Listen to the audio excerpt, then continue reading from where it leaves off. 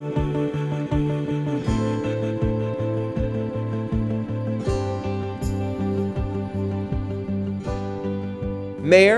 Vice Mayor, members of City Council, citizens, city employees, and the entire Portsmouth family, good afternoon.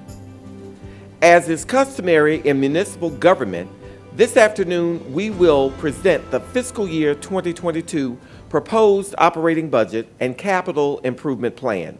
In September, when appointed interim city manager by City Council, while I knew it would be a daunting task, I immediately identified several focuses for my interim period: to maintain the municipality during the pandemic, to empower and build a true team that works to enhance and increase employee morale, to mend relationships with our internal and external partners, and to foster transparency and better relations with our media partners. Not knowing the fiscal implications of the pandemic, I also conveyed to the finance director that the FY2022 proposed budget would follow the premise of baseline budgeting. That decision has boded well for us. I am happy to say that this budget is submitted to City Council with no real estate tax increases. Now, to follow our team approach to budgeting, Ms. Mimi Terry, Chief Financial Officer, and Mr. Trey Burke, Budget Officer, will walk you through the budget presentation. And at the conclusion, I will return with some parting thoughts and takeaways. Ms. Terry?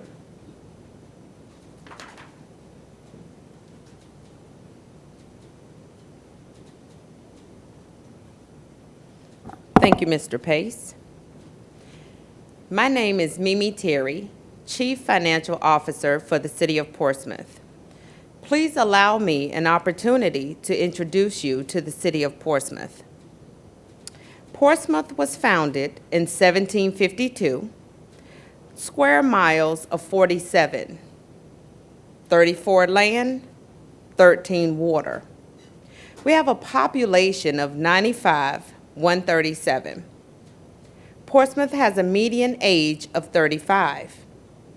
We have a median household income of $45,676. Portsmouth is a seaport city with 3 large employers, being Norfolk Naval Station, Norfolk Regional Medical Center, and the Coast Guard. Now that we are familiar with the demographics of our city, let's proceed with the development of the proposed fiscal year 22 budget. The departments submit their budget plans for their respective departments. The proposed budgets are presented to City Council. The City Council meets with the budget team during one-on-one sessions for the review process. City Council then has work sessions in which they deliberate over the proposed budget. The budget is adopted once City Council is in agreement. We are pleased to present the fiscal year 2022 recommended proposed operation and capital improvement plan budgets. The proposed total budget is $702 million, with the general fund budget representing $252 million. This represents a decrease in the general fund budget of $1.3 million from fiscal year 2021. Of the general fund budget, the proposed transfer to schools is $58.1 million, which represents 23.3% of the general fund budget. As stated in the beginning remarks from our interim city manager, there is no increase in the real estate taxes for the proposed fiscal year 2022 budget. The current real estate tax rate is 1.3 or $1.30 per 100 assessed value. Portsmouth's tax-exempt property is 41%, leaving a taxable property at 59%. At the top of our priorities for fiscal year 22, we maintain the provision of core services and stabilizing the workforce. This includes the avoidance of adverse impacts of employee furloughs as much as possible, while investing in priority areas such as funding the city's legacy pension plans, which are Portsmouth Supplemental Retirement System and the Fire and Police Retirement Systems. Proposed increase to annual allocations to Portsmouth Public Schools for operations, revitalizing the community by providing funding to community-driven programs, employee recruitment and retention by proposing a competitive 3% wage increase effective November 1st of 2021. One of the initiatives of the employee retention is to ensure that the city meets its commitment to the living wage salary for every employee employed by the city, with the exception of positions that are funded through state agencies, by the adoption of the fiscal year 2022 budget. The city has also taken the initiative to meet the minimum wage increase that will be in effect as of May 1st, 2021. Investing in infrastructure is dedicating cash funding for CIP projects around the city. In the development of the proposed budget, difficult choices are made that conservatively reduce the general fund proposed budget to incorporate a $2.1 million increase to the school's transfer from prior year's funding of the school's critical recurring operational needs. Conservative planning and strong financial policies must be balances in recognizing with the fiscal constraints of the city and knowing how to overlay the demands of services and requests while constantly evaluating best practices. The proposed fiscal 22 budget provides that balance. This concludes my portion of the presentation. I thank you for your attention, and I now present Mr. Trey Burke, the Budget Officer, who will guide you during the next portion of the proposed 2022 budget presentation. Thank you.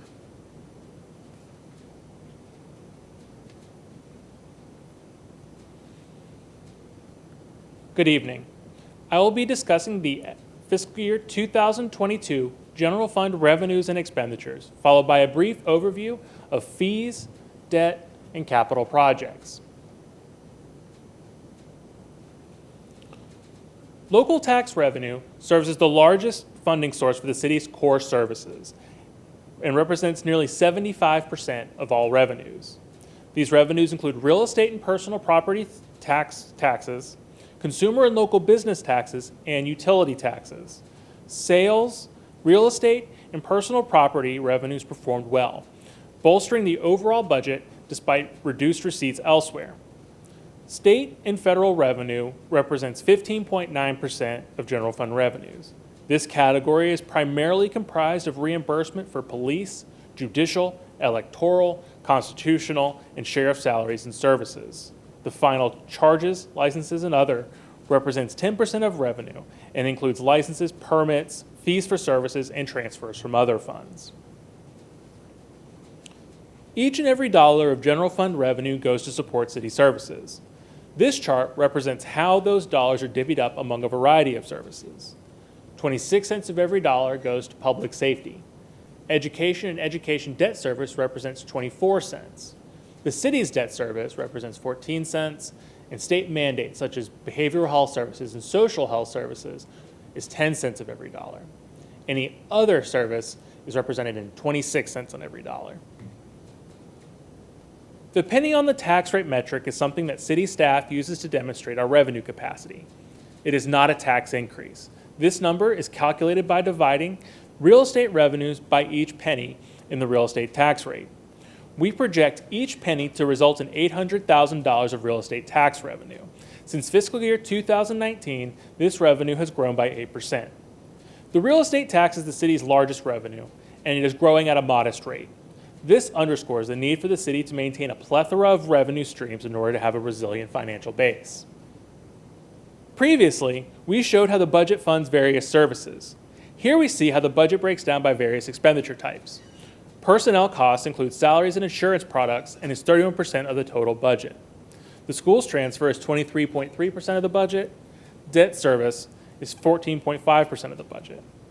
The other operating category includes all supplies, contracts, and miscellaneous expenses necessary to provide our citizens services and is 16% of the total budget. During FY 2022, we are proposing a 3% general wage increase, effective November 1st, 2021, for general and sworn employees who were hired on or before July 1, 2021. This excludes employees of constitutional officers in courts, judges, grant-funded positions, part-time, temporary, and seasonal employees. With transparency and collaboration at the forefront, Human Resources Management will partner with key staff and other employee groups to recommend compensation strategies to the city manager. As of today, Human Resources and the Finance Department can confirm that no full-time city employee is making less than a living wage, and of course that comes with salary and benefits. A collaboration between the Portsmouth Police Department, Marketing, and Human Resources, we are currently engaged in a multimedia marketing and recruitment campaign for police officers. The campaign includes print, electronic media, geofence marketing, social media, interactive media, media relations, e-blast messages, outdoor advertising, and an incentive-based recruitment strategy to increase our yield. The Rivers Casino in Portsmouth is expected to break ground in fall 2021 and open in winter 2022 without any incentives provided by the city. While it will not directly impact FY 2022 revenues, the increased economic activity will help our citizens and have secondary economic benefits. The casino is anticipating 1,300 permanent jobs and another 1,400 jobs for construction. The company estimated $200 million of annual economic impact on the local Portsmouth and Hampton Roads communities. This budget includes a $2.97 million allocation for public transportation. This includes new initiatives for regional routes that will increase trip frequency and reliability. It will also provide better service for those regional routes at the same cost and reduce the cost for local routes. We're providing $372,000 to support civic organizations. This includes initiatives to support education, homeless population, senior citizens, survivors of abuse, and the arts. We will be funding regional initiatives, including the Hampton Roads Planning District Commission, workforce initiatives, and economic development efforts, totaling $437,000. We're proposing a 75-cent per equivalent residential unit stormwater fee increase to address efforts on resiliency and sea level rise, infrastructure renewal replacement, and flooding projects. Stormwater fees primarily fund the construction and maintenance of stormwater projects that protect life and property in the city. A 5% recurring annual rate increase for water and sewer will promote long-term financial planning for the department, continue operational best practices, as well as current and future regulatory requirements. The city has total tax-supported debt of $400 million, $264 million for general capital needs, $147 for pension obligation bonds. Tax-supported debt is that which is repaid by general tax revenues. The city has three components to its tax-supported debt policies. Tax-supported debt should be less than or equal to 10% of revenues.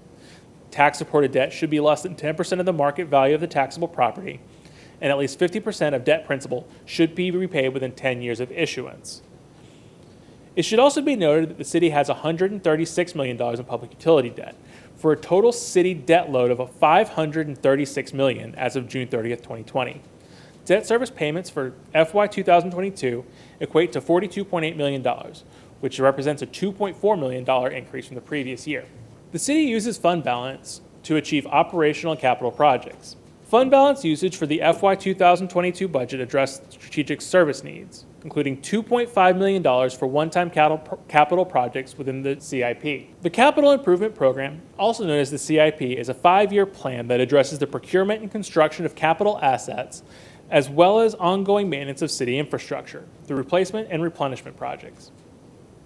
The CIP's first year is the only appropriated year.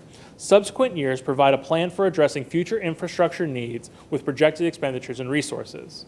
Multi-year construction projects are essential to maintain and develop city assets.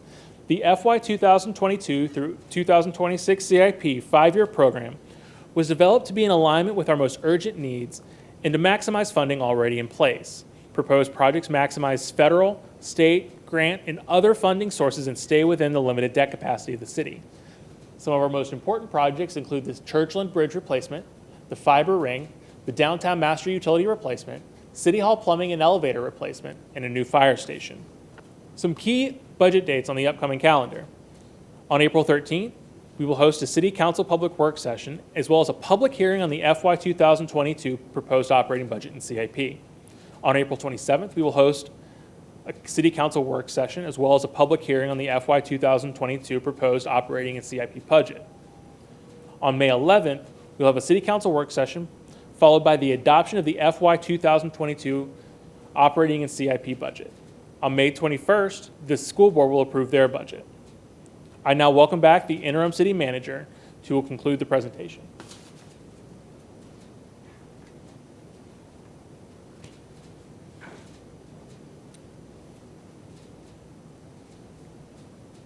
This concludes our presentation for the FY 2022 Proposed Operating Budget and Capital Improvement Plan. I remind you that these are estimates that we are proposing in an ever-changing environment. While we are very hopeful from whence we've come during this pandemic, as we continue to adapt to a new normal, I assure you that the team and I are working and reviewing all fiscally prudent strategies to ensure that the City of Portsmouth continues to remain viable and able to provide core services to our citizens while also maintaining our position as a livable city within the heart of Hampton Roads. Thanks so much for your indulgence and good evening.